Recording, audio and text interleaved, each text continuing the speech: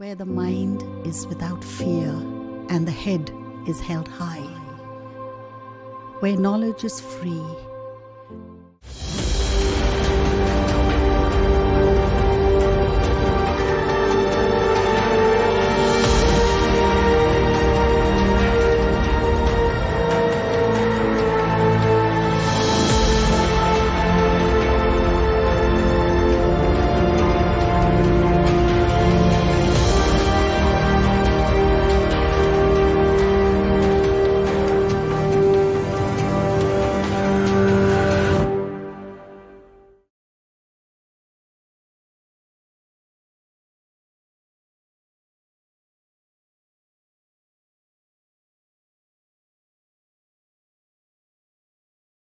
প্রিয় ছাত্রছাত্রী,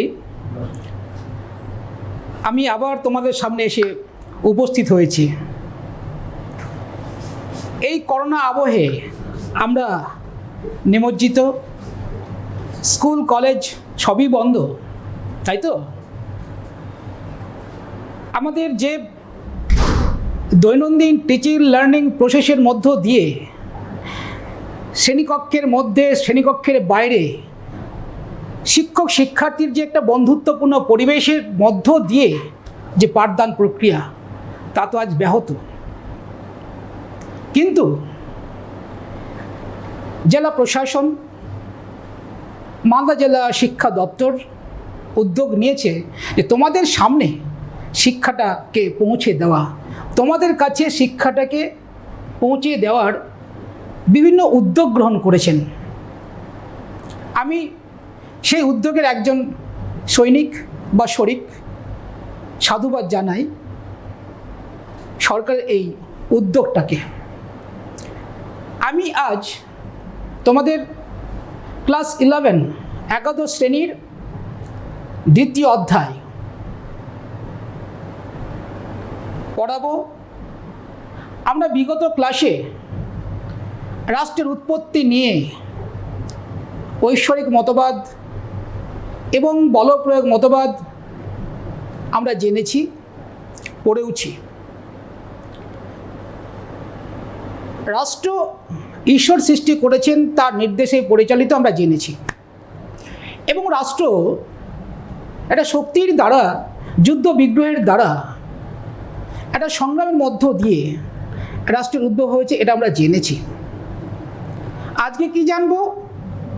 যে রাষ্ট্রের উৎপত্তি বিষয়ে সামাজিক চুক্তি মতবাদ। সামাজিক চুক্তি মতবাদ।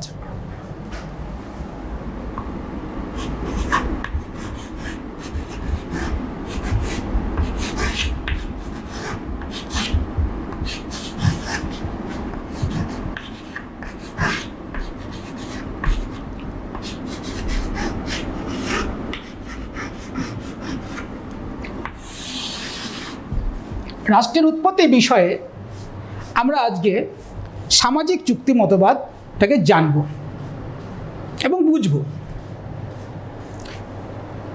রাষ্ট্র যে উদ্ভব হয়েছে, রাষ্ট্রের যে উৎপত্তি ঘটেছে সামাজিক মতবাদের দ্বারা, অর্থাৎ সামাজিক চুক্তির দ্বারা।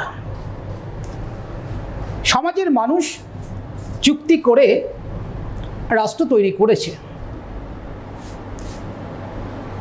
তো মানুষের চুক্তির প্রয়োজন হলো কেন? আমরা একটু উদ্ভবটা দেখে নেব।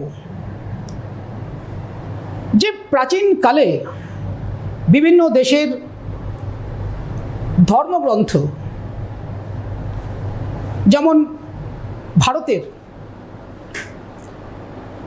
মহাভারতের শান্তি পর্বে, কৌটিল্যের অর্থশাস্ত্রে, বাইবেলের যে ওল্ড টেস্টামেন্ট, সেই সব আলোচনায় আমরা দেখেছি যে রাষ্ট্র চুক্তির দ্বারা তৈরি হয়েছে বা রাষ্ট্রের উৎপত্তি হয়েছে চুক্তির দ্বারা। তার কিছু সন্ধান বা ইঙ্গিত পাওয়া গেছে বিভিন্ন দেশের ধর্মগ্রন্থ থেকে। প্রাচীন গ্রিক দার্শনিক সক্রেটিস এবং সোফিস্ট দার্শনিকগণ, রোমান দার্শনিক পলিবিয়াস, সিসেরো, তারপরে কি হল্যান্ডের গ্রোটিয়াস, এই সমস্ত দার্শনিকদের আলোচনায় আমরা রাষ্ট্রের উৎপত্তির ক্ষেত্রে যে সামাজিক চুক্তির একটা ভূমিকা রয়েছে তার একটা ইঙ্গিত আমরা পেয়েছি।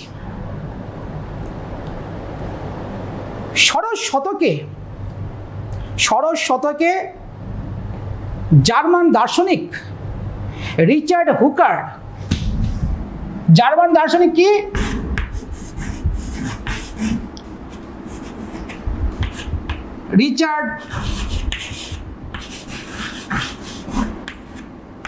রিচার্ড হুকার ষোড়শ শতকে একজন জার্মান দার্শনিক, তিনি তার রচনায় রাষ্ট্রের উৎপত্তির ক্ষেত্রে সামাজিক চুক্তির উল্লেখ করেছেন। কিন্তু সপ্তদশ শতকের আগে পর্যন্ত, পূর্ব পর্যন্ত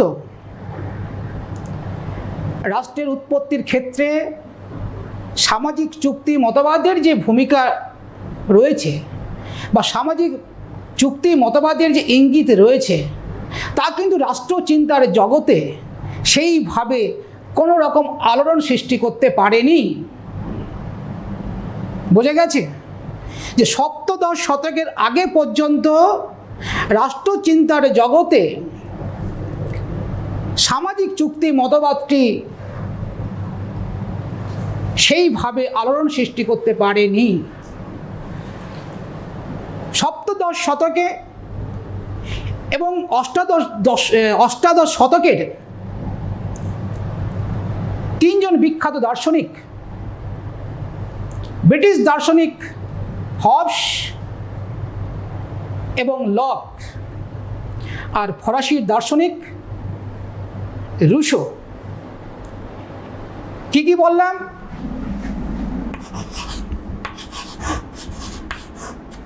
হবস, লক,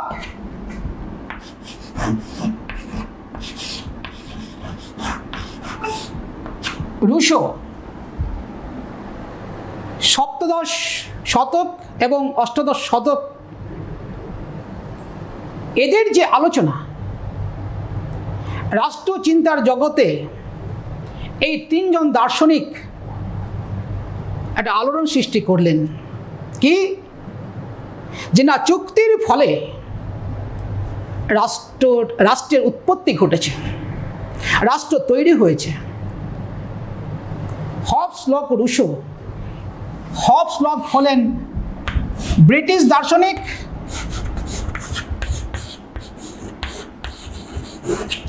আর রুশো হলেন ফরাসি দার্শনিক। তাহলে এই হবস, লক, রুশো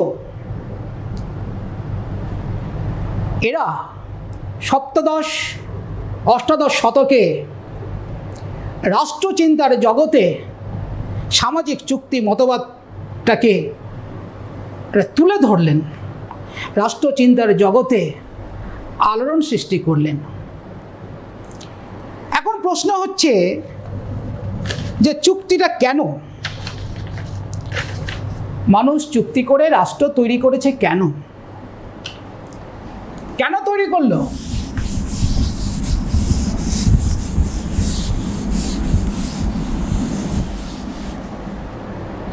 রাষ্ট্রচিন্তার যে বিকাশ,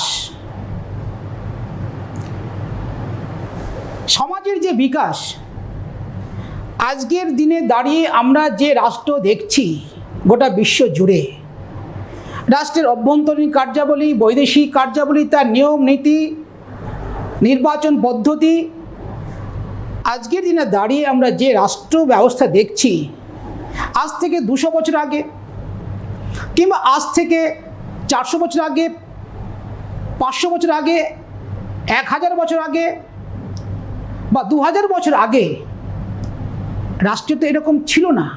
রাষ্ট্রের প্রকৃতি, রাষ্ট্রের কার্যাবলী, এই ধ্যান ধারণা তো সেই সময় ছিল না। এই তিনজন দার্শনিক হবস, লক, রুশো এরা কল্পনার উপর দাঁড়িয়ে কারণ সামাজিক যুক্তি মতবাদ কল্পনাপ্রসূত মতবাদের মধ্যে একটি অন্যতম মতবাদ। এরা কল্পনার উপর দাঁড়িয়ে রাষ্ট্রের উৎপত্তির ক্ষেত্রে সামাজিক যুক্তি মতবাদকে প্রতিষ্ঠা করেছেন। প্রাচীন প্রস্তর যুগ, মধ্যপ্রস্তর যুগ, নব্যপ্রস্তর যুগ, এইসব যুগে রাষ্ট্রের চিন্তা তো ছিল না। তো সমাজ বিকাশের এমন একটা সময় ছিল, সমাজ বিকাশ যে ঘটছে এমন একটা সময় ছিল যে মানুষের মধ্যে কোনো রাজনৈতিক চেতনা ছিল না। তাহলে আমরা কি করে এখন আমরা জানব যে সামাজিক যুক্তি মতবাদের মূল বিষয়টা কি?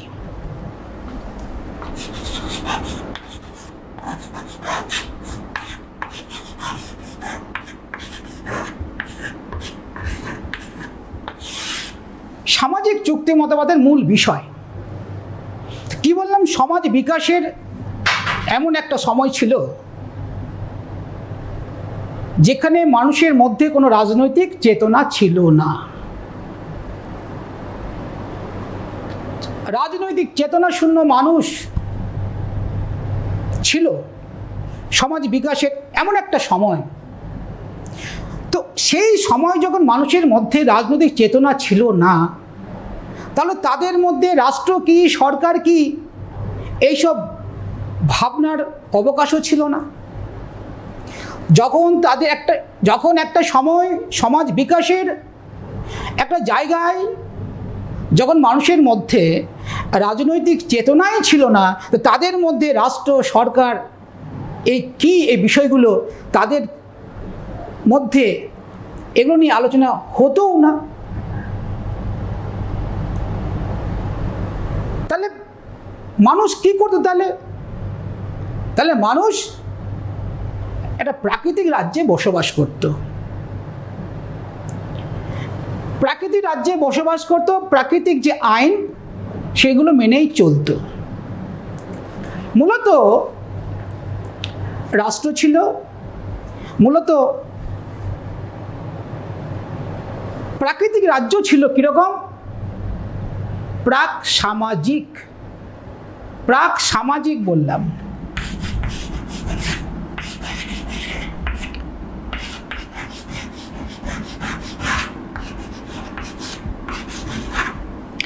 মূলত প্রাক সামাজিক ছিল। প্রাক সামাজিক মানে সমাজ তৈরি হয়নি। প্রাক সামাজিক, প্রি সিচুয়েশন অফ সোসাইটি, সমাজ তৈরি হয়নি। যদি সমাজ তৈরি না হয় তাহলে মানুষের মধ্যে যে সামাজিক গুণাবলী কি, সহযোগিতা, ত্যাগ, সহনশীলতা, সাম্য, স্বাধীনতা, এগুলো ধারণাও ছিল না। কারণ মানসিক গুণাবলী তখন বিকাশ ঘটবে না। কারণ প্রাক সামাজিক, যার ফলে যখন সমাজ তৈরি হয়নি তাহলে মানুষের মধ্যে সামাজিক গুণাবলীর বিকাশও ঘটেনি। তো এইরূপ অবস্থায় মানুষ একটা প্রাক সামাজিক অবস্থায় বসবাস করতেন। আবার একদল বলছেন যে না, প্রাকৃতিক রাজ্য ছিল প্রাক রাজনৈতিক। একদল বলছেন যে প্রাকৃতিক রাজ্য ছিল প্রাক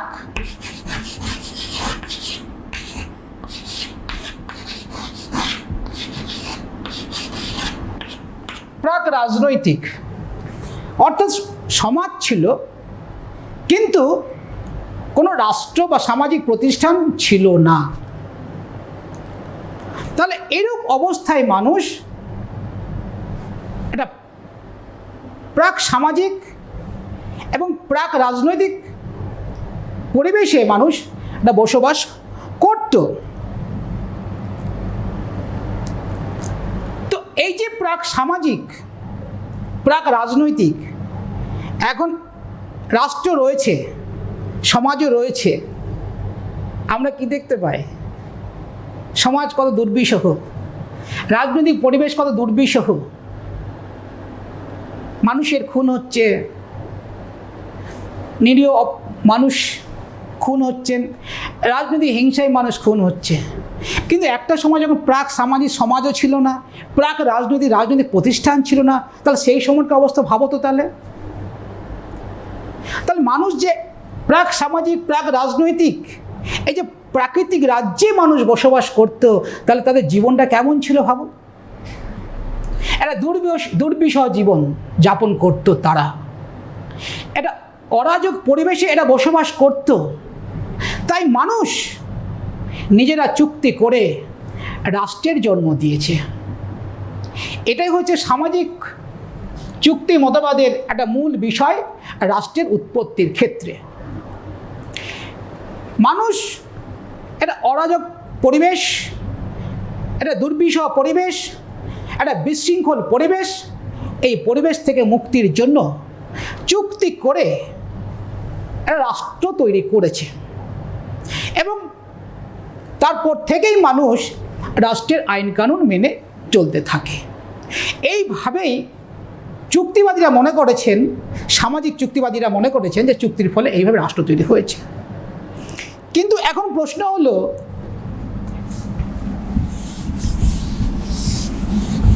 যে Hobbes, Locke, Rousseau, Hobbes, lock,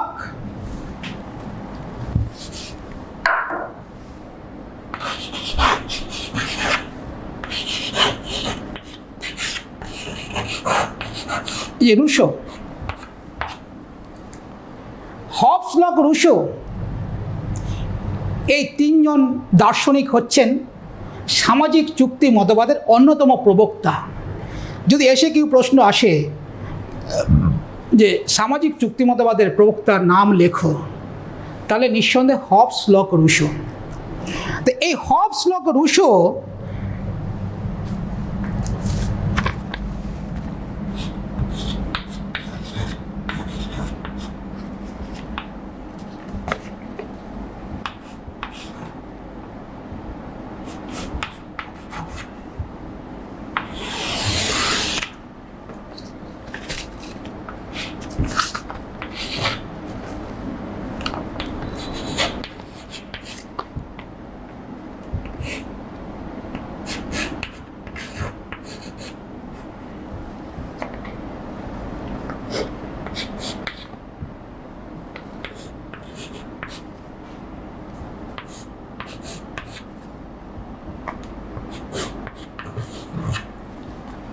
আমরা এখানে দেখতে পাচ্ছি যে হবস, লক আর রুসো 1588, 1588, 1679 জন্ম মৃত্যু, 1632, 1704, 1712, 1778। এই যে 1588 থেকে 1778 এর আমরা ডিউরেশন দেখব প্রায় 200 বছর, 190 বছর। হবস, লক, রুসো এরা বিভিন্ন সময় রাষ্ট্রচিন্তার জগতে এসেছেন এবং কল্পনার সাহায্যে তারা বর্ণনা করেছেন যে রাষ্ট্র চুক্তির দ্বারা তৈরি হয়েছে। তিনজন দার্শনিক চুক্তিবাদী, কিন্তু রাষ্ট্রের উৎপত্তির ক্ষেত্রে এই তিনজন দার্শনিক ভিন্ন ভিন্ন দৃষ্টিকোণ থেকে তার চুক্তি মতবাদকে ব্যাখ্যা করেছেন। আমরা সেগুলো দেখব, জানব। যে হবস যে ব্যাখ্যা দিয়েছেন, লক সেই ব্যাখ্যা দেননি। আবার লক যা ব্যাখ্যা দিয়েছেন বা হবস যা ব্যাখ্যা দিয়েছেন, রুসো কিন্তু সেই ব্যাখ্যা দেননি। কিন্তু তারা তিনজন দার্শনিকই বলেছেন যে চুক্তির দ্বারা রাষ্ট্র তৈরি হয়েছে। তাহলে আমরা দেখে নেব তাদের দৃষ্টিভঙ্গিগত কী পার্থক্য রয়েছে। তিনজন তো চুক্তিবাদী এবং তারা তিনজনই বলেছেন যে চুক্তির দ্বারাই রাষ্ট্র তৈরি হয়েছে। দৃষ্টিভঙ্গিগত পার্থক্য রয়েছে। আমরা এবার দেখব এই হবসটাকে দেখব আমরা। আমরা এবার দেখব কি এই হবসটাকে দেখব। হবস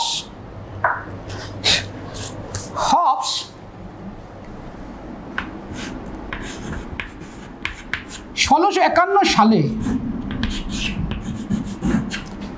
লেভিয়াথান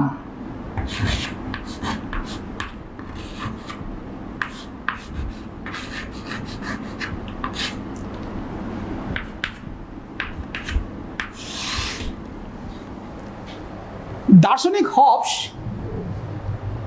তার বিখ্যাত গ্রন্থ লেভিয়াথান 1651 সালে তার লেভিয়াথান গ্রন্থে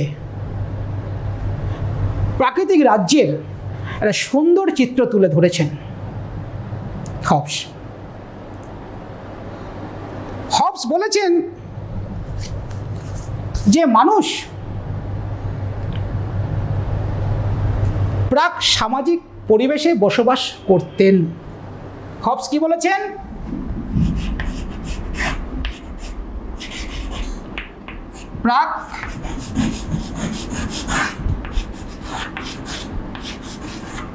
প্রাক সামাজিক পরিবেশে মানুষ বসবাস করতেন। প্রাকৃতিক রাজ্যের মানুষ একটা প্রাক সামাজিক পরিবেশে বসবাস করতেন। কোথায় বলেছেন? লেভিয়াথান গ্রন্থে 1651 সালে। প্রাক সামাজিক অর্থাৎ সমাজ তৈরি হয়নি। যখন সমাজ তৈরি হয়নি তাহলে এরূপ অবস্থায় তাহলে মানুষের চরিত্র কেমন ছিল? স্বার্থপর চরিত্র ছিল। কি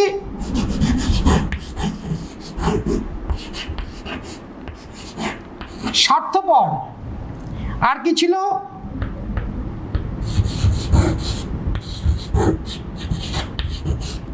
ক্ষমতা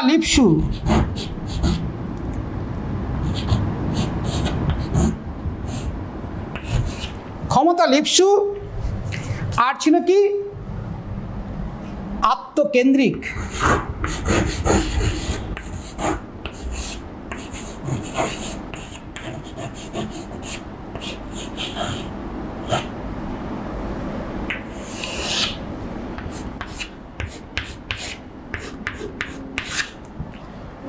তাহলে হবস প্রাকৃতিক রাজ্যের বর্ণনা দিতে গিয়ে বলছেন যে মানুষ একটা প্রাক সামাজিক পরিবেশে বসবাস করতেন।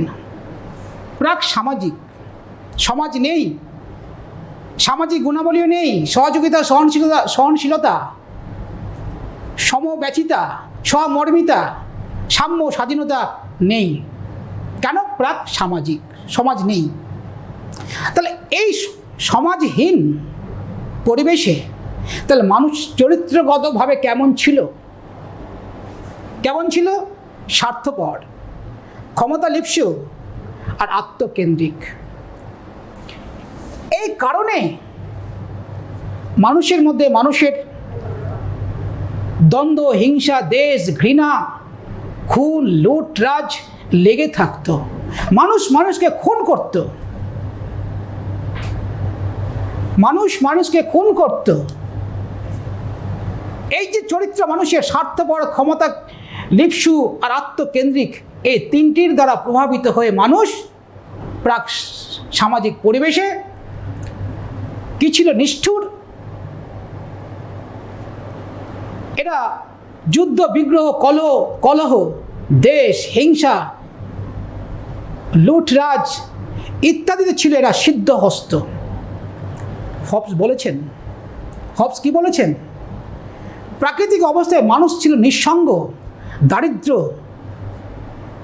পাশবিক, নিষ্ঠুর।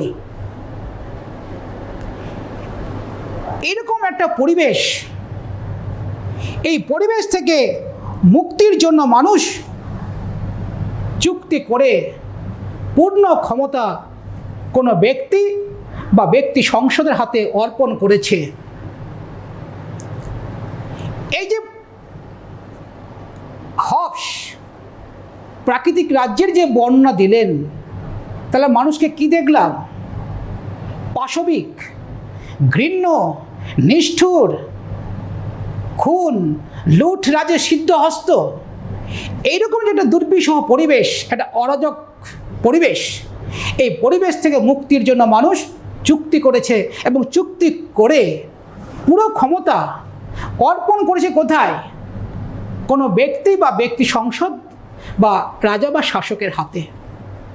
পূর্ণ ক্ষমতা অর্পণ করেছে কোনো ব্যক্তি, ব্যক্তি সংসদ বা শাসকের হাতে।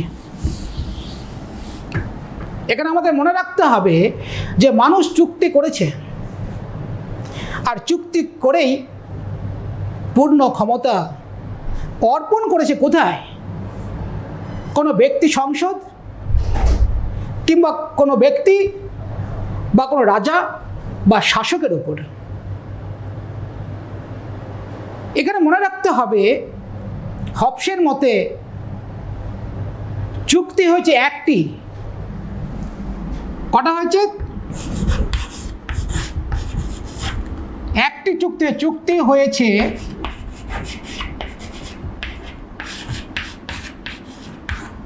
হয়েছে একটি। কাদের সঙ্গে চুক্তি হয়েছে?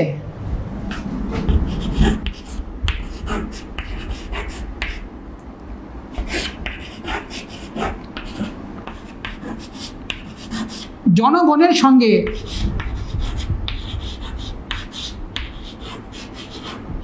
জনগণের, এটা মনে রাখতে হবে। হবস বলেছেন যে চুক্তি হয়েছে একটি প্রাকৃতিক রাজ্যে, চুক্তি করে পূর্ণ ক্ষমতা কোনো ব্যক্তি বা ব্যক্তি সংসদের হাতে অর্পণ করেছে এবং সে ব্যক্তি বা ব্যক্তি সংসদ চূড়ান্ত ক্ষমতার অধিকারী। চূড়ান্ত ক্ষমতার অধিকারী। তাহলে কেন চূড়ান্ত ক্ষমতার অধিকারী?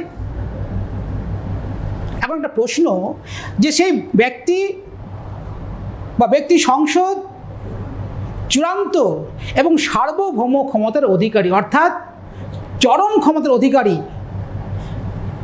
ব্যক্তি সংসদ বা ব্যক্তি রাজা বা শাসকের ক্ষমতাই চূড়ান্ত, সেটাই আইন। রাজা বা শাসক বা ব্যক্তি সংসদের আদেশই হচ্ছে আইন। কেন? নাগরিকরা, জনগণরা চুক্তি করে পূর্ণ ক্ষমতা অর্পণ করেছে কোনো ব্যক্তি সংসদের হাতে বা রাজা বা শাসকের হাতে। তাহলে সার্বভৌম কেন হলো সার্বভৌম? কারণ চুক্তি হয়েছিল একটি, জনগণের সঙ্গে জনগণের। জনগণ নিজেরা চুক্তি করে পূর্ণ ক্ষমতা অর্পণ করেছে ব্যক্তি সংসদের হাতে বা কোনো রাজা বা শাসকের হাতে। রাজা বা শাসক যেহেতু চুক্তিতে অংশগ্রহণ করেননি, এই জায়গায় বুঝতে হবে যে শাসক বা ব্যক্তি সংসদ তারা কিন্তু চুক্তিতে অংশগ্রহণ করেননি। তাই রাজা বা শাসক যদি চুক্তি লঙ্ঘন করেন তাহলে জনগণ তার বিরুদ্ধে বিদ্রোহ করতে পারবে না। তার মানে চরম রাজতন্ত্রের জন্ম দিলেন হবস। চরম রাজতন্ত্রের জন্ম দিলেন। কেন? হবস ছিলেন তৎকালীন সময়ে একজন রাজার বাড়ির গৃহশিক্ষক। এটা তোমাদের বইয়ে নেই। তিনি তার ক্ষুরধার লেখনীতে রাজার ক্ষমতাকে তিনি একটা সর্বোচ্চ শিখরে পৌঁছানোর ব্যবস্থা করেছেন এবং তার ব্যাখ্যাটাকে ওইভাবে সামাজিক চুক্তি মতবাদের যে ব্যাখ্যা, প্রাক সামাজিক পরিবেশের যে ব্যাখ্যা, প্রাকৃতিক রাজ্যের যে ব্যাখ্যা, তিনি এইভাবে ব্যাখ্যা করেছেন যে চুক্তি হয়েছিল একটি, জনগণের সঙ্গে জনগণের। এক, আর কি দেখতে পেলাম আমরা এখানে? আর কি দেখতে পেলাম? চরম রাজতন্ত্র। কেন? যে জনগণের সঙ্গে যেহেতু রাজা বা শাসক চুক্তিতে অংশগ্রহণ করেননি, সেহেতু রাজার বিরুদ্ধে বা শাসকের বিরুদ্ধে জনগণ বিদ্রোহ করতে পারবে না, তার আদেশই আইন। তাহলে চরম রাজতন্ত্রের জন্ম দিয়েছেন। তাহলে হবস জন্ম দিয়েছেন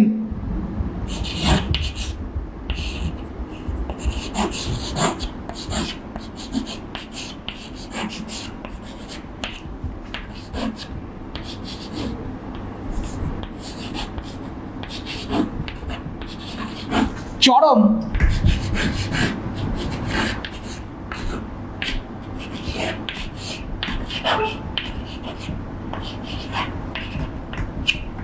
রাজতন্ত্রের আর একটা দিক আছে। আর কি আছে? একটা আইনগত সার্বভৌমিকতা। কেন? হবস আইনগত সার্বভৌমিকতার জন্ম দিয়েছেন কিভাবে? এই যে প্রাক সামাজিক পরিবেশ থেকে, দুর্বিষহ পরিবেশ থেকে মুক্তির জন্য মানুষ চুক্তি করে পূর্ণ ক্ষমতায় ব্যক্তি সংসদ বা শাসক বা রাজার হাতে অর্পণ করেছেন।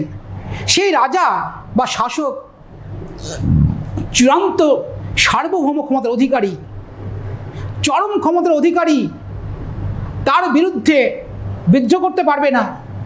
তো চরম ক্ষমতার অধিকারী, তাহলে তিনি একটা আইনগত সার্বভৌমিকতার জন্ম দিয়েছেন। মনে রাখবে এই তিনটা জিনিস।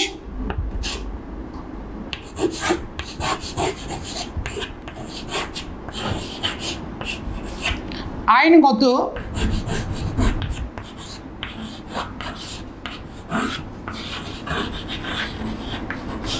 সার্বভৌমিকতার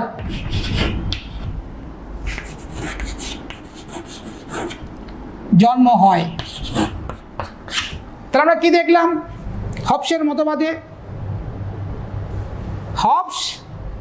হবসের মধ্যে চুক্তি হলো একটি, জনগণের সঙ্গে জনগণের।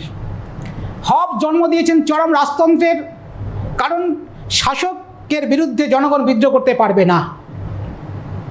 শাসক বা ব্যক্তি সংসদ যে আইন তৈরি করবেন সেটাই কার্য, তার বিরুদ্ধে বিদ্রোহ করতে পারবে না, কারণ জনগণের সঙ্গে রাজা বা শাসক চুক্তিতে আসেননি। অতএব তার দায়বদ্ধতা জনগণের কাছে নয়। আর আইনগত সার্বভৌমিকতা, কারণ শাসক বা ব্যক্তি সংসদের হাতে যে ক্ষমতা অর্পণ করা হয়েছে, তিনি যে আদেশ দেবেন সেটাই আইন, অর্থাৎ আইনগত সার্বভৌমিকতার জন্ম দিয়েছেন। বোঝা গেছে হবসের বিষয়টা? এবারে আমরা দেখব যে লক রাষ্ট্রের উৎপত্তির ক্ষেত্রে যে সামাজিক চুক্তি মতবাদ, দার্শনিক লক কি বলেছেন আমরা দেখব। দার্শনিক লক 1632 জন্ম, 1704 তার মৃত্যু। 1690 সালে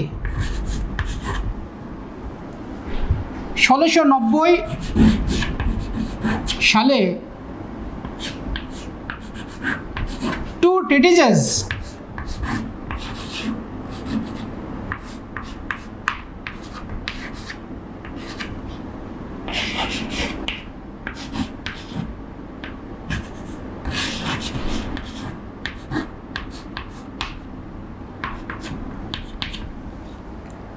লক, দার্শনিক লক 1690 সালে টু ট্রিটিজেস অফ গভর্নমেন্ট নামক গ্রন্থে সুন্দরভাবে প্রাকৃতিক রাজ্যের বর্ণনা দিয়েছেন এবং কীভাবে চুক্তির মধ্য দিয়ে রাষ্ট্রের উদ্ভব হয়েছে তাকে ব্যাখ্যা করেছেন হবস।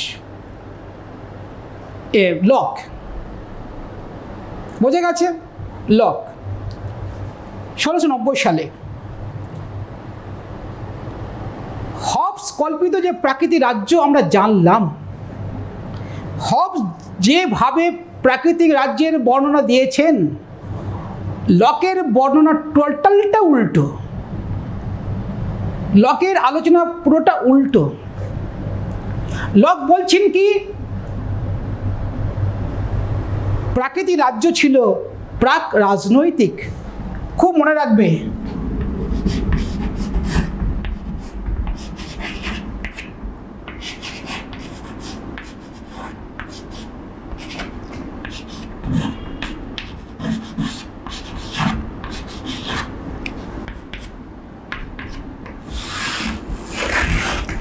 প্রাক রাজনৈতিক, প্রাক সামাজিক নয়।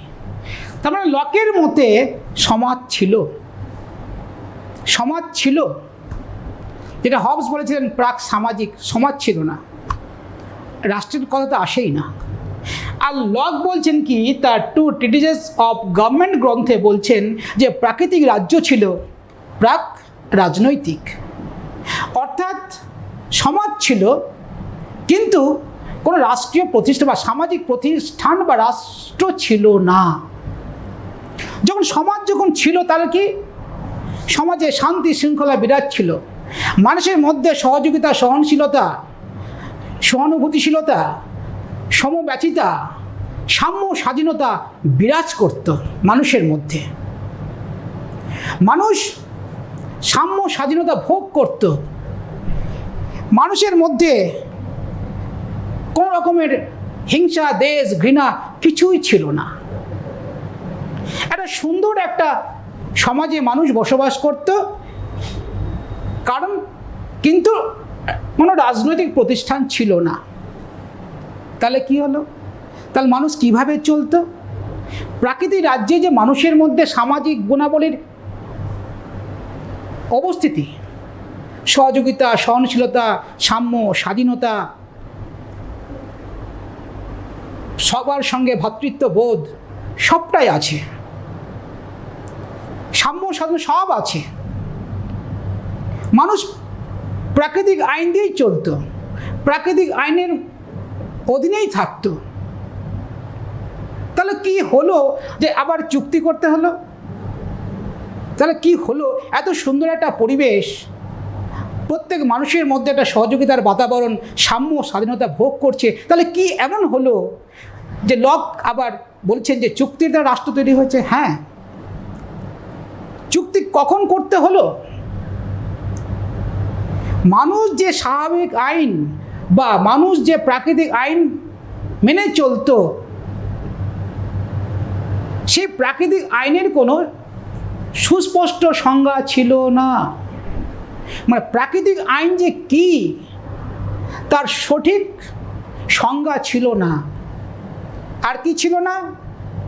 প্রাকৃতিক আইন যে ব্যাখ্যা করবে তার ব্যাখ্যা করার মতো কোনো প্রতিষ্ঠান ছিল না। যেমন এখন বর্তমান আমরা আধুনিক রাষ্ট্রে কী দেখছি? আইনকে বলবৎ করার জন্য, ব্যাখ্যা করার জন্য, আইনকে ব্যাখ্যা করার জন্য বিচার বিভাগ রয়েছে প্রত্যেকটা দেশে, আমাদের দেশেও তাই। আইনকে ব্যাখ্যা করে কে? বিচার বিভাগ। কিন্তু সেই সময় লক বলছেন যে মানুষ যে প্রাকৃতিক আইন মেনে চলতো, সেই প্রাকৃতিক আইনের কোনো সুস্পষ্ট সংজ্ঞা ছিল না, আইনকে ব্যাখ্যা করার মতো কোনো প্রতিষ্ঠান ছিল না, এবং আইনকে বলবৎ করার মতো কোনো সংস্থা ছিল না। এর ফলে মানুষের মধ্যে দেখা দিল আবার সেই অরাজক পরিবেশ, বিশৃঙ্খল পরিবেশ, একটা দুর্বিষহ পরিবেশ। সমাজ তখন আবার প্রাকৃতিক রাজ্য দুর্বিষহ হয়ে উঠল, একটা দুর্বিষহ পরিবেশ গড়ে উঠল। এই দুর্বিষহ পরিবেশ থেকে মানুষ মুক্তির জন্য চুক্তি করে রাষ্ট্রের সৃষ্টি করেছেন। তাহলে আমরা কি বললাম, কি বুঝলাম? হবসের মতো প্রকৃতি রাজ্য কি ছিল? হিংসা, দেশ, ঘৃণা, লুট, রাজ, খুন। কিন্তু লকের ক্ষেত্রে সেটা ছিল না। লকের ক্ষেত্রে যেহেতু প্রাক রাজনৈতিক, প্রাক সামাজিক নয়, মানে সমাজ ছিল কিন্তু রাজনৈতিক প্রতিষ্ঠান ছিল না, সেই ক্ষেত্রে এখানে কি মানুষের মধ্যে সহযোগিতা ছিল, সাম্য, স্বাধীনতা, ভ্রাতৃত্ববোধ সব ছিল। কিন্তু প্রাকৃতিক আইনকে ব্যাখ্যার জন্য, প্রাকৃতিক আইনকে বলবৎ করার জন্য, প্রাকৃতিক আইনের সুস্পষ্ট সংজ্ঞা না থাকার জন্য সেই প্রাকৃতিক পরিবেশটা একটা দুর্বিষহ আকার ধারণ করল।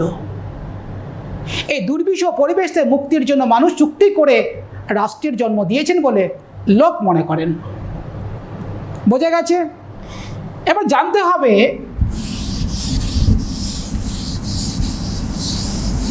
যে লকের মধ্যে চুক্তি হয়েছিল দুটি।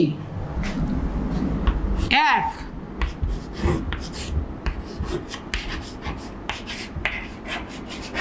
জনগণের সঙ্গে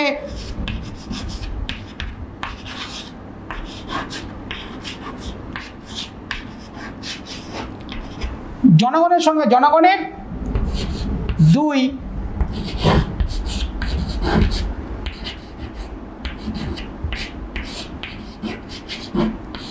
জনগণের সঙ্গে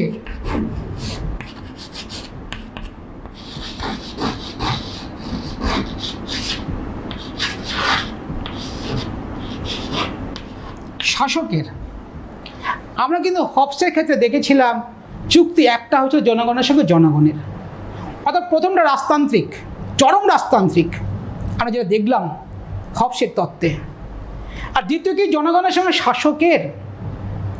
তাহলে লকের মধ্যে চুক্তি হলো দুটো, বোঝা গেছে? জনগণের সঙ্গে জনগণের আর জনগণের সঙ্গে শাসকের। প্রথমটা রাজতান্ত্রিক, পরেরটা কি? এখানে কিন্তু শাসক জনগণের সঙ্গে চুক্তিতে এসছে, জনগণের সঙ্গে শাসকের চুক্তিতে অবস্থান রয়েছে, চুক্তিতে অংশগ্রহণ করেছেন শাসক। তাহলে কি এই শাসক যদি চুক্তি লঙ্ঘন করেন কিংবা জনগণের স্বার্থ বিরোধী কাজ করেন, তাহলে জনগণ তার বিরুদ্ধে বিদ্রোহ করতে পারবে এবং বিদ্রোহের মধ্য দিয়ে তাকে পদচ্যুত করতে পারবে। অর্থাৎ এটা আবার সীমিত রাজতন্ত্র, কারণ মানুষ চুক্তি করে পূর্ণ ক্ষমতা অর্পণ করেছেন শাসকের কাছে, রাজার কাছে, লকের মতে। কিন্তু চুক্তি তো দুটো হয়েছে, জনগণের সঙ্গে জনগণের। প্রথমটা চরম রাজতান্ত্রিক আর দ্বিতীয়টা জনগণের সঙ্গে শাসকের, অর্থাৎ শাসক চুক্তিতে অংশগ্রহণ করেছেন, তাই চুক্তি লঙ্ঘন করলে জনগণ তার বিরুদ্ধে বিদ্রোহ করতে পারবে। তার মানে বিদ্রোহের মধ্য দিয়ে সরকারকে তার মসনদ থেকে, রাজাকে তার মসনদ থেকে পদচ্যুত করতে পারে। তার মানে পরেরটা জনগণের একটা ভূমিকা আছে, তাই সীমিত রাজতন্ত্রে জন্ম দিয়েছেন। তাহলে লক কি করলেন? লক করলেন কি? সীমিত রাজতন্ত্রে জন্ম দিলেন। তাহলে এক, লকের মতে চুক্তি হয়েছিল দুটি,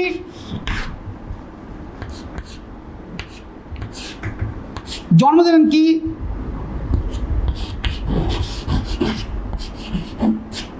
সীমিত রাজতন্ত্রের জন্ম,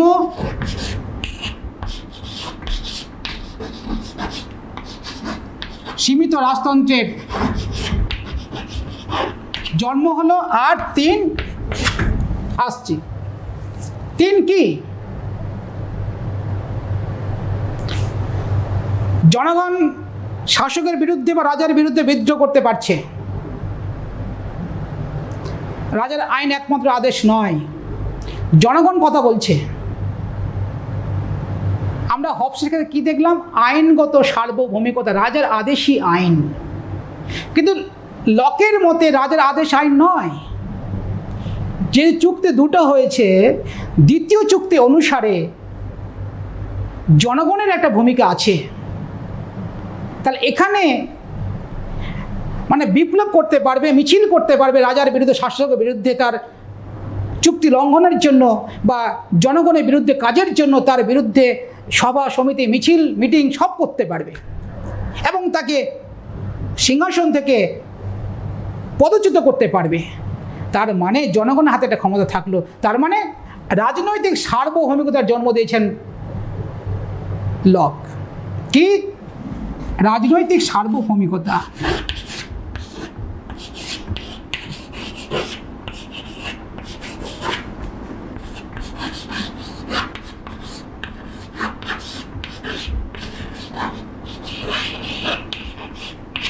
তাহলে আমরা এখানেও দেখলাম লকের মতে যে তিনটে বিষয়,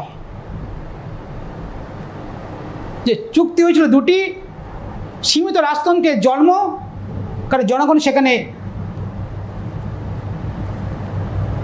প্রভাব বিস্তার করতে পারছে, আর রাজনৈতিক সার্বভৌমিকতার জন্ম, মানে জনগণের ইচ্ছার উপরেও চুক্তি লঙ্ঘন করলে যে শাসককে তার সিংহাসন চ্যুত হতে হবে, তাই রাজনৈতিক সার্বভৌমের জন্ম দিয়েছেন লক। তাহলে আমরা দেখলাম যে সামাজিক চুক্তি মতবাদ রাষ্ট্রের উৎপত্তির ক্ষেত্রে লক বর্ণিত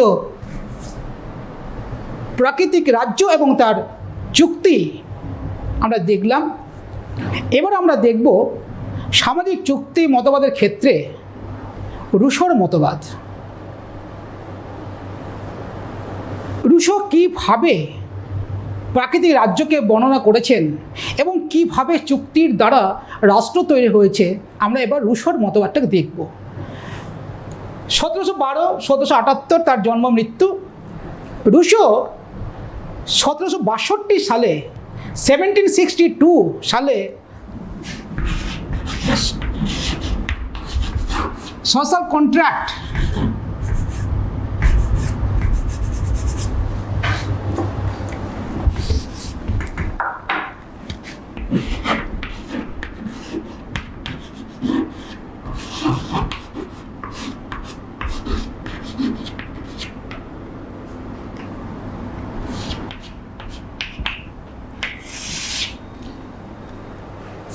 দার্শনিক রুশো 1762 সালে তার বিখ্যাত গ্রন্থ সোশ্যাল কন্ট্রাক্ট নামক গ্রন্থে তিনি প্রাকৃতিক রাজ্যের বর্ণনা দিয়েছেন। তিনি কি বলেছেন? তিনি বলেছেন প্রাকৃতিক রাজ্যে মানুষ ছিল সহজ সরল অনাড়ম্বর। সহজ সরল অনাড়ম্বর। মানুষের মধ্যে মূলত কোনো রকম ভেদাভেদ ছিল না। সহযোগিতা, সহমর্মিতা বিরাজ করত। প্রকৃতি রাজ্যে হিংসা, দেশ, ঘৃণা এগুলো ছিল না বলে রুশো মনে করেন। রুশো বলেছেন যে সমাজ ছিল একটা স্বর্গের মতো। স্বর্গ, মর্ত, বলছে এই মর্তধামে সমাজ ছিল একটা স্বর্গের মতো, কারণ মানুষের মধ্যে কোনো হিংসা, দেশ, ঘৃণা নেই। মানুষের জীবন ছিল সহজ সরল অনাড়ম্বর। তাহলে এই প্রাকৃতিক রাজ্য ছিল রুশোর মতে একটা মর্তের স্বর্গ। এই মর্তধামে একটা স্বর্গের মতো পরিবেশ। কি স্বর্গ কাকে বলে? বলো তোমরা, স্বর্গ কি? আমরা জানি যে আমরা যদি পুণ্য কাজ করি স্বর্গে যাব, আর খারাপ কাজ করে নরকে যাব। এটা আমাদের আধ্যাত্মিক বিশ্বাস না। স্বর্গ নরক মানুষের মধ্যেই আছে।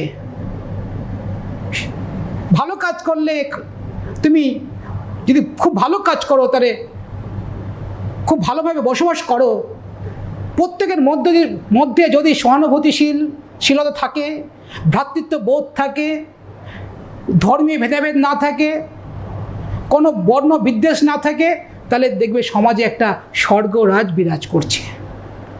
আর যখন তুমি এগুলো দেখবে যে মানুষের মধ্যে হিংসা, ঘৃণা, দেশ, খুন, লুট, রাজ, এটা হচ্ছে নরক যন্ত্রণা।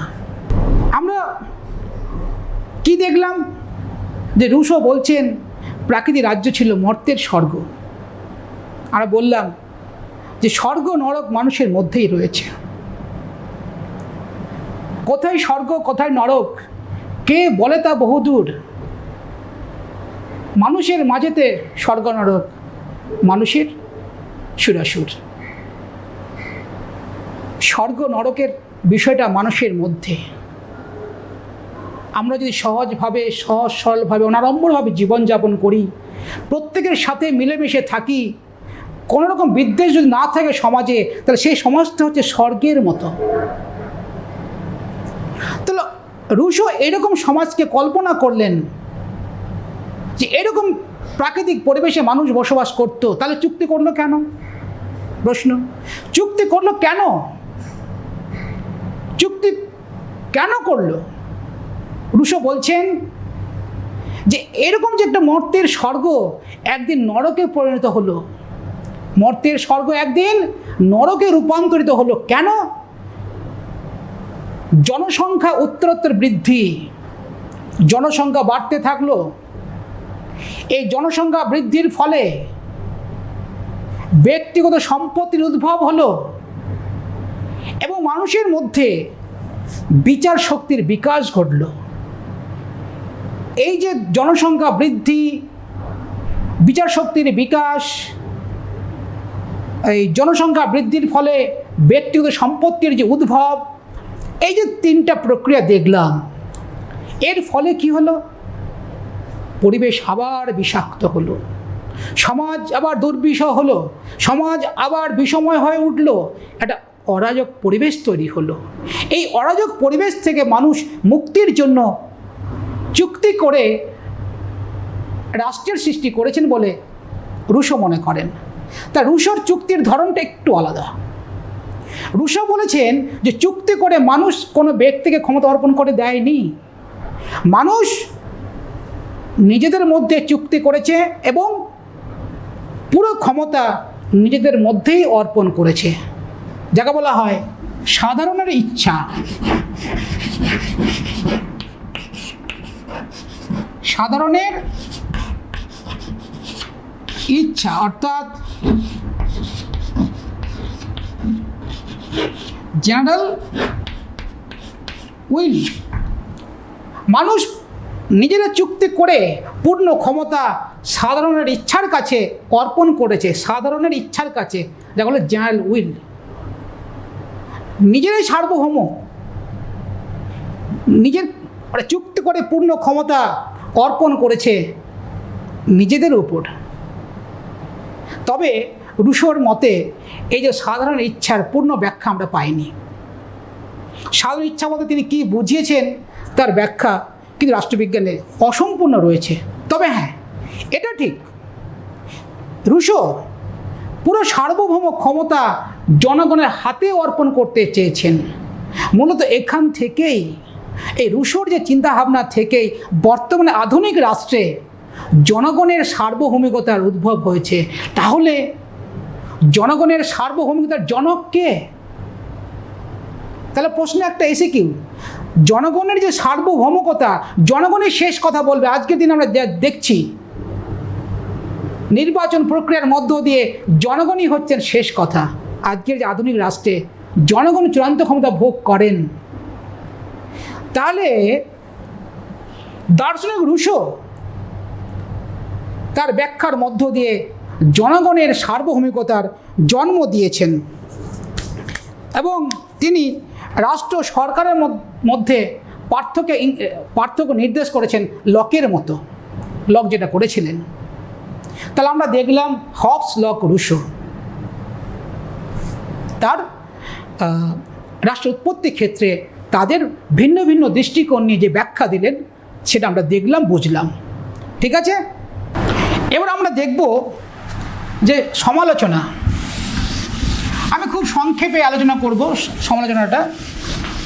আমরা হবস, লক, রুশো এরা রাষ্ট্রের উৎপত্তির ক্ষেত্রে যা ব্যাখ্যা দিয়েছেন আমরা খুব সংক্ষেপে তার ক্রিটিসাইজটা করব।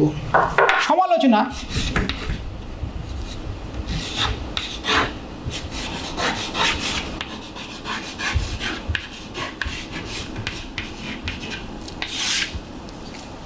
সামাজিক চুক্তি মতবাদ যেটা দেখলাম তা কোনো মতেই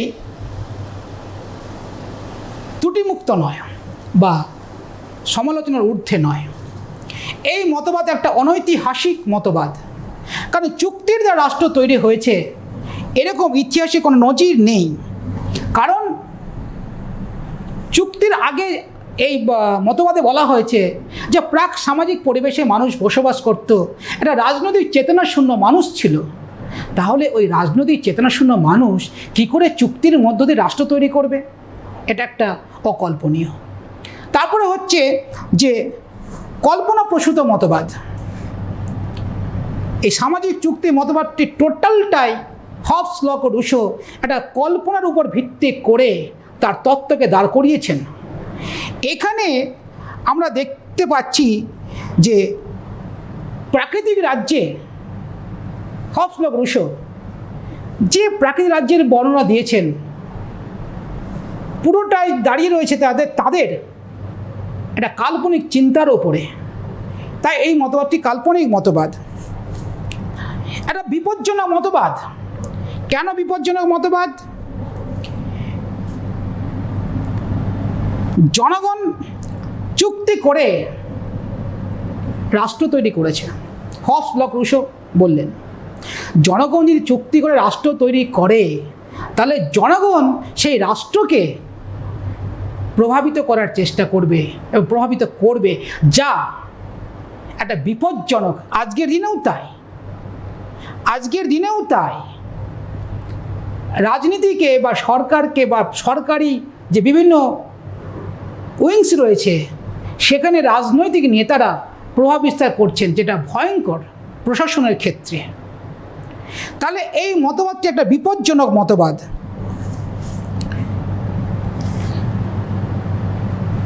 আরেকটি হচ্ছে যে প্রাকৃতিক রাজ্যে বা প্রাকৃতিক সমাজে আইন ছিল না। ভালো কথা আমরা জেনেছি, হবস লক রুসো তাই বলেছেন, এরা প্রাকৃতিক আইন মেনেই চলতো। তো যখন আইন ছিল না, অথচ অধিকার আর স্বাধীনতা ছিল, যে রুসো বলেছেন যে প্রাকৃতিক রাজ্যে মানুষ একটা মর্ত্যধামে স্বর্গে নেই বসবাস করত, সমাজ ছিল মর্ত্যের স্বর্গ। লকও তাই বলেছেন যে মানুষের মধ্যে মানুষের কোনো হিংসা, দেশ ঘৃণা ছিল না, সাম্য স্বাধীনতা বিরাজ করত। তাহলে যেখানে আইন ছিল না, তাহলে আইন না থাকলে সাম্য স্বাধীনতা কখনো বিরাজ করতে পারে? এটা হাস্যকর না? তাহলে এই মতবাদটি একটা হাস্যকর মতবাদ যদি আমরা এদিক থেকে বিচার করতে যাই। আধুনিক রাষ্ট্রের এই মতবাদটি একটি পরিপন্থী। আধুনিক রাষ্ট্রের একটা পরিপন্থী এই মতবাদটি। কারণ আধুনিক রাষ্ট্রের সভ্য হতে গেলে, তাকে সদস্য হতে গেলে অবশ্যই সেই দেশের নাগরিকতা অর্জন করতে হয়, অর্থাৎ একজন ব্যক্তিকে রাষ্ট্রের সদস্য হতেই হবে। কিন্তু সামাজিক চুক্তি মতবাদে যা দেখলাম, যে রাষ্ট্রের সদস্যপদ হওয়া কোনো বাঞ্ছনীয় নয়। সে সদস্যপদ হতেও পারে, আবার নাও হতে পারে, কিন্তু আধুনিক রাষ্ট্রের সদস্যপদ বাধ্যতামূলক। যার জন্য বলছি যে সামাজিক চুক্তি মতবাদ আধুনিক রাষ্ট্রের একটা পরিপন্থী মতবাদ। এই মতবাদটি একটি অসম্পূর্ণ মতবাদ। কারণ অসম্পূর্ণ মতবাদ, এখানে কোনো বৈজ্ঞানিক ব্যাখ্যা নেই। এখানে রাষ্ট্র সৃষ্টির যে আরও বিভিন্ন উপাদান থাকতে পারে, সেই বিষয়গুলি এখানে আলোচিত হয়নি। জনমতের উপর অত্যধিক গুরুত্ব আরোপ করা হয়েছে এই মতবাদে। জনমতের উপর বেশি গুরুত্ব আরোপ করা হয়েছে, যে জনগণ চুক্তি করে সব রাষ্ট্র তৈরি করেছে। এখানে মানুষের যে বিবেক বুদ্ধি, মানুষ যে নিজেদের বিবেক বুদ্ধি দ্বারা পরিচালিত হয়, সেই জায়গায় সেখানে ওই বিবেক বুদ্ধির কোনো জায়গা রাখেনি চুক্তি মতবাদে। মানুষ একসাথে রাষ্ট্র সৃষ্টি করে চুক্তি করে এটা কোনো ব্যক্তি বা ব্যক্তি সংসদ হাতে অর্পণ করেছে, কখনো বলছে নিজেদের উপরে অর্পণ করেছে। এই যেটা একটা বিভ্রান্তমূলক মতবাদে দুষ্ট টোটালটাই সামাজিক চুক্তি মতবাদ। কারণ তিনজন দার্শনিক তিনভাবে ব্যাখ্যা করেছেন, তার সত্যতা নিয়ে আমাদের একটা প্রশ্ন থেকেই যায়। তা সত্ত্বেও বলি যে সামাজিক চুক্তি মতবাদের একটা ঐতিহাসিক গুরুত্ব কিন্তু আছে। ঐতিহাসিক গুরুত্ব আছে। কোথায় আছে? যে সামাজিক চুক্তি মতবাদে মানুষের যে নীচ প্রবৃত্তিগুলো সেটা তুলে ধরা হয়েছে। তাহলে মানুষের নীচ প্রবৃত্তি থেকে কী করে দূরে আসা যায়, তার একটা শিক্ষা এখান থেকে পাওয়া যেতে পারে। আর কি, যে সাম্য স্বাধীনতার যে ধারণা আজকের দিন রাষ্ট্র ব্যবস্থায় দেখা যায়, সেটা কিন্তু সামাজিক চুক্তি মতবাদ থেকে এটা নেওয়া। যে সাম্য স্বাধীনতা, লক বলেছিলেন যে মানুষের মধ্যে সাম্য স্বাধীনতা বিরাজমান। এটা প্রাকৃতিক সমাজে, প্রাক রাজনৈতিক সমাজে লক বলেছেন যে মানুষের মধ্যে সাম্য স্বাধীনতা বিরাজমান। তাহলে এই যে সাম্য স্বাধীনতার ধারণা, কনসেপ্টটা কিন্তু আধুনিক রাষ্ট্রে প্রয়োগ ঘটছে। এখানেও কিন্তু সামাজিক চুক্তি মতবাদের একটা ভূমিকা আছে। সর্বোপরি সর্বোপরি আরও আছে, যেটা যেমন এই জনগণের সার্বভৌমিকতা। আজকের আধুনিক রাষ্ট্রে জনগণই যে শেষ কথা বলেন, তার নির্বাচন প্রক্রিয়ার মধ্য দিয়ে সরকারের পরিবর্তন করতে পারেন। এতে কি হয়? জনগণের সার্বভৌমিকতা প্রতিষ্ঠিত হয়, যেটা রুশো জনগণের সার্বভৌমিকতার জন্ম দিয়েছেন। আর রয়েছেন রিচি, আলথুসার, এনারাও রয়েছেন। কিন্তু জনগণের সার্বভৌমিকতার জন্ম দিয়েছেন রুশো, এবং এই জনগণের সার্বভৌম যে ক্ষমতা আজকের বর্তমান রাষ্ট্রে খুবই প্রাসঙ্গিক। এই ক্ষেত্রে সামাজিক চুক্তিমতবাদের গুরুত্ব যে অসীম, তাতে কোনো সন্দেহ নেই। ইংল্যান্ডের যে গৌরবময় বিপ্লব ঘটল কত সালে? 1688 সালে গৌরবময় বিপ্লব। 1688 সালে গৌরবময় বিপ্লব ঘটল ইংল্যান্ডে। আমেরিকার স্বাধীনতা যুদ্ধ 1776। ফরাসি বিপ্লব কত সালে? 1789। 1789 সালে ফরাসি বিপ্লব ঘটে। 1688 সালে গৌরবময় বিপ্লব, 1776 সালে আমেরিকার স্বাধীনতার বিপ্লব, আর ফরাসি বিপ্লব ঘটে কোথায়? 1789 সালে। এই বিপ্লবের ক্ষেত্রেও সামাজিক চুক্তি মতবাদের অবদান রয়েছে। কারণ লক বলেছেন, লকের মতে যে দুটো চুক্তি হয়েছিল, দ্বিতীয় চুক্তিটা কি ছিল? যে শাসক যদি অন্যায় করে, জনগণের স্বার্থ বিরোধী কাজ করে, তাহলে মানুষ তাদের বিরুদ্ধে বিদ্রোহ করতে পারবে, যেটা গৌরবময় বিপ্লব তার একটা প্রকৃষ্ট উদাহরণ। চরম রাজতন্ত্রের অবসান ঘটিয়ে 1688 সালে গৌরবময় বিপ্লবের মধ্য দিয়ে 1688 সালে চরম রাজতন্ত্রের অবসান ঘটে, নিয়মতান্ত্রিক রাজতন্ত্র প্রতিষ্ঠিত হয়। এবং প্রতিষ্ঠিত হয় কি? পার্লামেন্টের সার্বভৌমত্ব। মার্কিন যুক্তরাষ্ট্র স্বাধীনতা অর্জন করে বিপ্লবের মধ্য দিয়ে। আর 1789 সালে যে ফরাসি বিপ্লব, সেই ক্ষেত্রেও লকের যে বিপ্লব তত্ত্ব, লকের যে বিপ্লব তত্ত্ব, সেখান থেকে অনুপ্রাণিত হয়েছেন বিপ্লবীরা। আর বলতে গেলে সামাজিক চুক্তি মতবাদ একটা বিপ্লবীদের কাছে একটা আলোকবর্তিকা হিসেবে কাজ করেছে, তাতে কোনো সন্দেহ নেই। আজকে আমরা এইটুকুই থাকবো। তোমরা ভালো থেকো, ঘরে থেকো, মাস্ক ছাড়া বাইরে বেরোবে না। বাড়ির সকলকে বলবে বাড়ির বাইরে গেলে যাতে মাস্ক অবশ্যই রাখে সঙ্গে, এবং প্রয়োজনে সে মুখে দেবে। ভালো থেকো সবাই, আবার দেখা হবে।